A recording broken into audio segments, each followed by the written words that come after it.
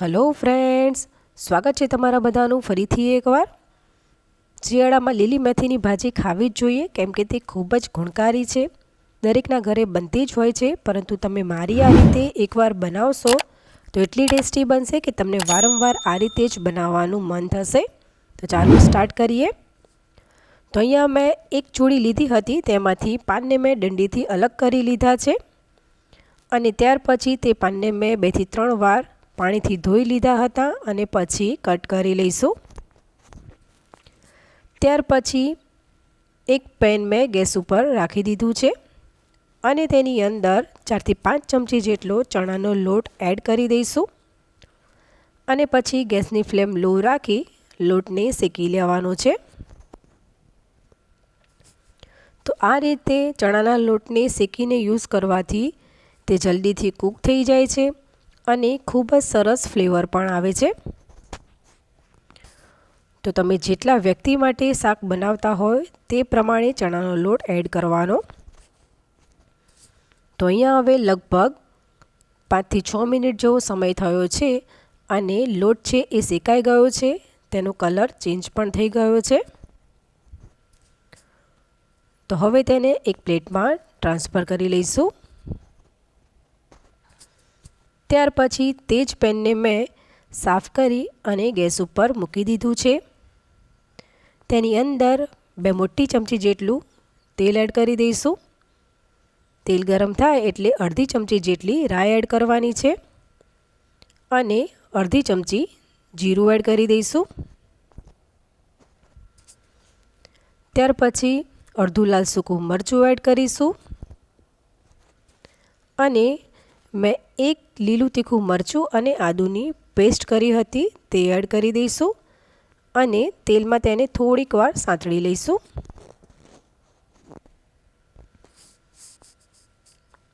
તો અહીંયા હવે આ પેસ્ટ સંતળાઈ ગઈ છે. ત્યાર પછી તેની અંદર મેં એક ટામેટું કટ કરીને એડ કર્યું છે. મેં દેશી ટામેટાનો ઉપયોગ કર્યો છે જેથી કરીને શાકનો ટેસ્ટ ખૂબ સરસ આવે. મિક્સ કરી લઈશું. આપણે ટામેટાને એકદમ 100% કૂક નથી કરવાના, કેમ કે તે જ્યારે શાક બનશે ત્યારે કૂક થઈ જશે. તો 1 મિનિટ પછી તમે જોઈ શકો છો કે ટામેટા થોડાક સોફ્ટ થઈ ગયા છે.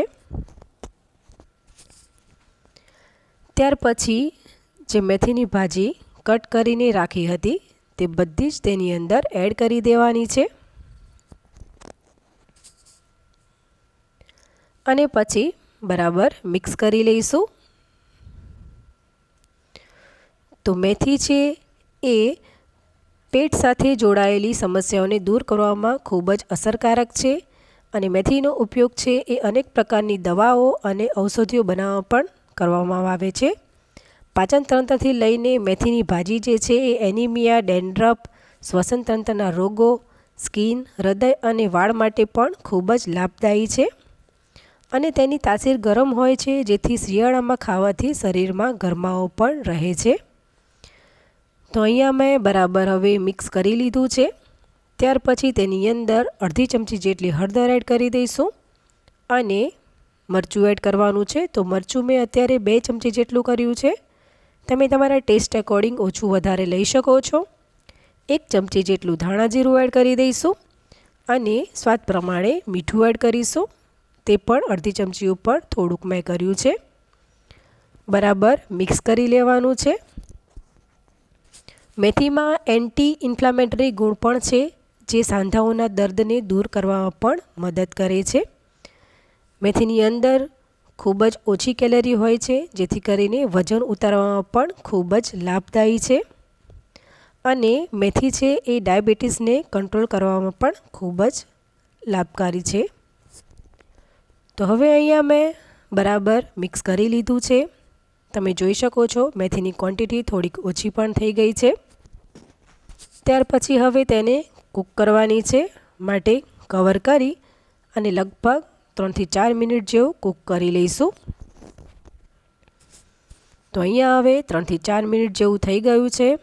તમે જોઈ શકો છો કે આ મેથીની ભાજી કૂક થઈ ગઈ છે. તમે જો મેથીની ભાજી આ રીતે પણ ખાશો તો એકદમ ટેસ્ટી લાગશે.